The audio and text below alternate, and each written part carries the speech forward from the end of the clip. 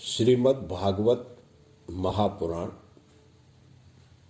द्वितीय स्कंध 8वां अध्याय। जय श्री कृष्ण। राजा परीक्षित के विविध प्रश्न। राजा परीक्षित ने कहा, भगवान, आप वेद वेत्ताओं में श्रेष्ठ हैं। मैं आपसे यह जानना चाहता हूं कि जब ब्रह्मा जी ने निर्गुण भगवान के गुणों का वर्णन करने के लिए नारद जी को आदेश दिया, तब उन्होंने किन किन को किस रूप में उपदेश किया। एक तो अचिंत्य शक्तियों के आश्रय भगवान की कथाएं ही लोगों का परम मंगल करने वाली हैं। दूसरे, देवर्षि नारद का सबको भगवत दर्शन कराने का स्वभाव है। अवश्य ही आप उनकी बातें मुझे सुनाइए।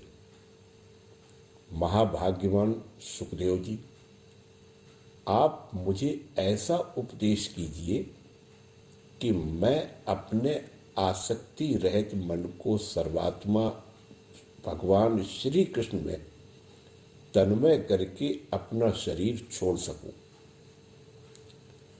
जो लोग उनकी लीलाओं का श्रद्धा के साथ नित्य श्रवण और कथन करते हैं, उनके हृदय में थोड़े ही समय में भगवान प्रकट हो जाते हैं। श्री कृष्ण कान के छिद्रों के द्वारा अपने भक्तों के भाव में हृदय कमल पर जाकर बैठ जाते हैं और जैसे शरद ऋतु का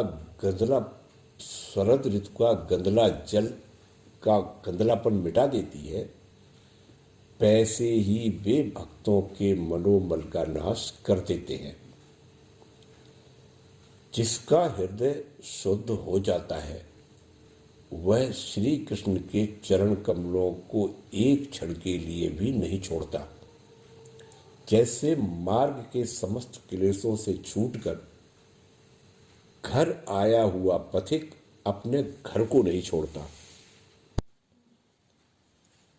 भगवान, जीव का पंचभूतों के साथ कोई संबंध नहीं है, फिर भी इसका शरीर पंचभूतों से ही बनता है। तो क्या स्वभाव से ही ऐसा होता है अथवा किसी कारणवश? आप इस बात का मर्म पूर्ण रीति से जानते हैं। आपने बतलाया है कि भगवान की नाभि से वह कमल प्रकट हुआ जिसमें लोकों की रचना हुई। यह जीव अपने सीमित अवयवों से जैसे परिच्छिन्न है, वैसे ही अपने परमात्मा को भी सीमित अवयवों से परिच्छिन्न सा वर्णन किया। यह क्या बात है? जिनकी कृपा से सर्वभूत में ब्रह्मा जी प्राणियों की सृष्टि करते हैं, जिनके नाभि कमल से पैदा होने पर भी जिनकी कृपा से उनके रूप का दर्शन कर सके थे, वे संसार की स्थिति, उत्पत्ति और प्रलय के हेतु सर्वांतर्यामी और माया के स्वामी परम पुरुष परमात्मा अपनी माया का त्याग करके किसमें किस रूप में शयन करते हैं। पहले आपने बतलाया था कि विराट पुरुष के अंगों से लोक और लोकपालों की रचना हुई, और फिर यह भी बतलाया कि लोक और लोकपालों के रूप में उसके अंगों की कल्पना हुई। इन दोनों बातों का तात्पर्य क्या है? महाकल्प और उसके अंतर्गत अवांतर कल्प कितने हैं? भूत, भविष्य और वर्तमान काल का अनुमान किस प्रकार किया जाता है? क्या स्थूल देहाभिमानी जीवों की आयु भी बधी हुई है? ब्राह्मण श्रेष्ठ, काल की सूक्ष्म गति, त्रुटि आदि और स्थूल गति, वर्ष आदि किस प्रकार से जानी जाती है? विविध कर्मों से जीवों की कितनी और कैसी गतियां होती हैं? देव, मनुष्य आदि योनियां सत्व, रज, तम इन 3 गुणों के फलस्वरूप ही प्राप्त होती हैं।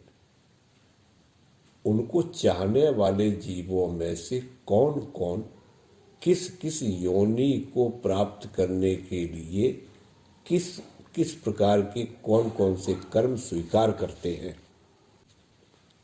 पृथ्वी, पाताल, दिशा, आकाश, ग्रह, नक्षत्र, पर्वत, नदी, समुद्र, द्वीप और उसमें रहने वाले जीवों की उत्पत्ति कैसे होती है? ब्रह्मांड का परिमाण भीतर और बाहर दोनों प्रकार से बतलाइए। साथ ही महापुरुषों के चरित्र, वर्णाश्रम के भेद और उनके धर्म का निरूपण कीजिए। युगों के भेद, उनके परिमाण और उनके अलग अलग धर्म तथा भगवान के विभिन्न अवतारों के परम आश्चर्यमय चरित्र भी बतलाइए। मनुष्यों के साधारण और विशेष धर्म कौन कौन से हैं? विभिन्न व्यवसाय वाले लोगों के, राजर्षियों के, विपत्ति में पड़े हुए लोगों के धर्म का भी उपदेश कीजिए। तत्वों की संख्या कितनी है? उनके स्वरूप और लक्षण क्या है? भगवान की आराधना की और आध्यात्म योग की विधि क्या है? योगेश्वरों को क्या क्या ऐश्वर्य प्राप्त होते हैं तथा अंत में उन्हें कौन सी गति मिलती है? योगियों का लिंग शरीर किस प्रकार भंग होता है? वेद, उपवेद, धर्मशास्त्र, इतिहास और पुराणों का स्वरूप एवं तात्पर्य क्या है? समस्त प्राणियों की उत्पत्ति, स्थिति और प्रलय कैसे होता है?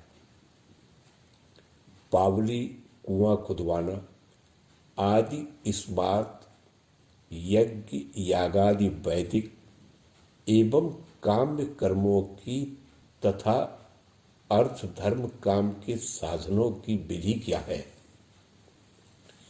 प्रलय के समय जो जीव प्रकृति में लीन रहते हैं उनकी उत्पत्ति कैसे होती है?